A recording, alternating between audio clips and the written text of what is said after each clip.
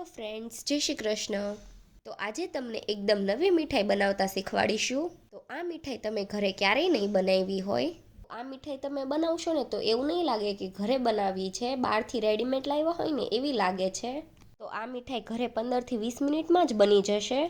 તો મીઠાઈ બનાવવા માટે પહેલાં આપણે એક આ રીતની નોનસ્ટિક કઢાઈ લેવાની છે અને તેમાં આપણે 2 કપ ડ્રાય કોકોનટ ઉમેરવાનું છે.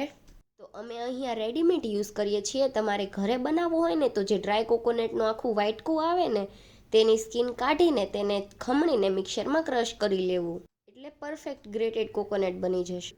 તો 2 કપ ગ્રેટેડ કોકોનટની સામે 1 કપ આપણે ફૂલ ફેટ દૂધ લેવાનું છે.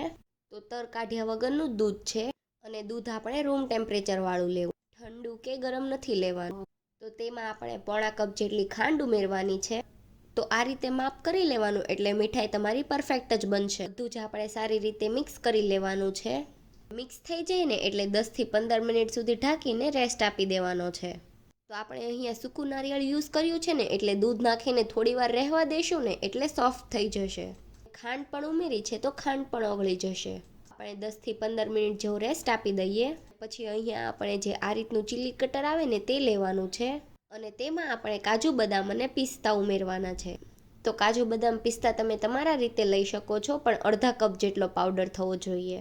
તો આ બધું જ આપણે ચીલી કટરમાં સારી રીતે ક્રશ કરવાનું છે. તો મિક્સરમાં તમે કરો ને તો ચાલુ બંધ કરીને અધકચરું રહીને એ રીતે વાટવું. તો આપણે ચીલી કટરમાં વાટીએ ને તો બિલકુલ ચીકાશ નથી પકડતી અને એકદમ સરસ બને છે. તો આપણો પાવડર તૈયાર થઈ ગયો છે. તો આ રીતના અધકચરો રહીને એ રીતે તમે મિક્સરમાં વાટજો. તો તમે જોઈ શકો છો કે ખાંડ પણ સરસ ઓગળી ગઈ છે અને દૂધ પણ સારી રીતે એબ્ઝોર્બ કરી લીધું છે. તો તેને આપણે ગેસ ચાલુ કરીને 10 મિનિટ જેવું થવા દેવાનું છે. ખાંડનું પાણી અને દૂધ બંને બળી જાય ને ત્યાં સુધી થવા દેવાનું. તમે જોઈ શકો છો કે આપણું મિશ્રણ ઠીક થઈ ગયું છે. તો 10 થી 12 મિનિટ જેવું થાય ને પછી તેમાં આપણે 1/4 કપ જેટલી દૂધની મલાઈ નાખવાની છે. તો અહીંયા આપણે ઘીનો યુઝ બિલકુલ નથી કર્યો ને એટલે 1/4 કપ આપણે મલાઈ નાખીએ છીએ અને તેને સારી રીતે મિક્સ કરી લેવાની. તો એકદમ સરસ મિક્સ થઈ ગયું છે અને મીડિયમ ફ્લેમ પર જ તમારે આ રીતે મીઠાઈ બનાવવાની છે અને તળિયે ચીપકે નહીં તેનું ધ્યાન રાખવાનું. તો તમે જોઈ શકો છો કે મિશ્રણ આપણું ઘણું બધું ઠીક થઈ ગયું છે. તો આ રીતે ચમચામાં લઈએ અને તરત જ પડી જાય ને એવું બનાવવાનું છે. અને હવે તેમાં આપણે 3 મોટી ચમચી જેટલો કાજુનો પાવડર ઉમેરવાનો છે અને તેને પણ આપણે સારી રીતે મિક્સ કરી લેવાનો. અને હવે તેમાં આપણે અડધા કપ જેટલો મિલ્ક પાવડર ઉમેરવાનો છે. અને મિલ્ક પાવડર ઉમેરીએ ને એના પહેલાં આપણે ગેસની ફ્લેમ સ્લો કરી દેવાની, નહીંતર તો મિલ્ક પાવડરના ગઠ્ઠા થઈ જશે. તો બધું જ સારી રીતે મિક્સ કરી લેવું અને લમ્સ ન રહેવા જોઈએ. તો આ આપણું મિશ્રણ એકદમ સારી રીતે મિક્સ થઈને તૈયાર થઈ ગયું છે. તો હવે તેમાં આપણે ચમચીના ચોથા ભાગ જેટલો એલચી પાવડર ઉમેરીશું અને મીઠાઈમાં મિક્સ કરી લેવાનું. તો આ રીતે થીક મિશ્રણ થઈ જાય ને એટલે ગેસની ફ્લેમ બંધ કરી દેવાની. તેને કલર આપવા માટે થોડો 2 ચપટી જેટલો ઓરેન્જ ફૂડ કલર ઉમેરીશું. અને ફૂડ કલર એકદમ ઓપ્શનલ છે, તમારે ન ઉમેરવું હોય તો વ્હાઈટ જ રહેવા દેવું. તો આપણે અહીંયા ફૂડ કલર થોડો ઓછો ઉમેર્યો ને એટલે તમે જોઈ શકો છો એકદમ સરસ યલો કલર આવી ગયો છે. અને હાથમાં લ્યો ને એના પછી આ રીતની ગોળી બની જાય ને એવું મિશ્રણ કરી લેવાનું છે. તો હવે આપણે લડ્ડુની વચ્ચે જે ભરવાનું સ્ટફિંગ હોય ને તે બનાવી લઈએ.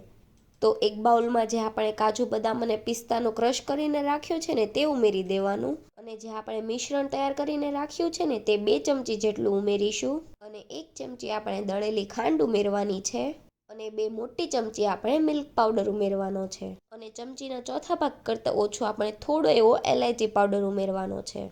થોડો ઉમેરવાનો છે એકદમ ફ્લેવર માટે. અને હવે બધું આપણે સારી રીતે મિક્સ કરી લેવાનું છે. તો 10 થી 12 કેસરની કળી દૂધમાં પલાળીને રાખી હતી ને તે ઉમેરી દઈશું. તો તેને તમારે 1 ચમચી દૂધમાં કલાક પહેલાં પલાળી દેવાની. તો હવે આપણે મિશ્રણને ફરીથી મિક્સ કરી લેવાનું. તો પરફેક્ટ લાડુ બને ને એવું આપણું મિશ્રણ તૈયાર થઈ ગયું છે. તો તેમાંથી થોડો માવો લઈ તેની નાની નાની લાડવી બનાવી લેવાની. તો આ રીતે બધા જ માવાની આપણે લાડવી બનાવી લેવી. તો મિશ્રણમાંથી આપણે 18 થી 19 નંગ જેટલી લાડવી બની છે. તો આપણે લાડવી બનાવીને એટલે હાથ આપણા ઘીવાળા થઈ ગયા છે. તો જે આપણે યલો કલરનું ટોપરાનું મિશ્રણ હતું ને તેને 1 ચમચી જેટલું હાથમાં લેવાનું છે અને તેનો આ રીતનો લુઓ કરીને તેની થેપલી બનાવી લેવાની છે. તો થેપલીની વચ્ચે જે આપણે સ્ટફિંગની લાડવી બનાવી છે ને તે મૂકીને આ રીતે પેક કરી લેવાનું. તો તો જેમાં આપણે પેટીસ બનાવીએ ને એ રીતે.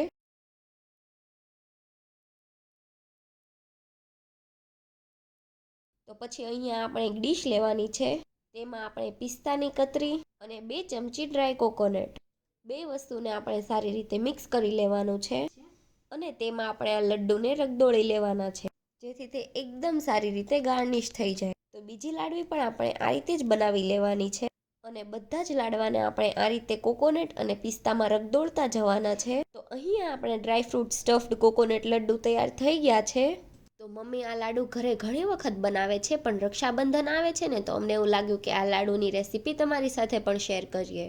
તો એક લડ્ડુ મમ્મી તમને કટ કરીને બતાવે છે. તો તમે જોઈ શકો છો કે આ લડ્ડુ સ્ટફિંગ સાથે કેટલું મસ્ત બન્યું છે અને ખાવામાં પણ ખૂબ જ સરસ લાગે છે. તો આ મીઠાઈને તમે 2 થી 3 દિવસ સુધી બહાર રાખીને પછી ફ્રીજમાં મૂકી દેજો, કેમ કે આમાં આપણે દૂધ નાખ્યું છે ને તો બહાર લાંબા ટાઈમ સુધી સારી નહીં રહે.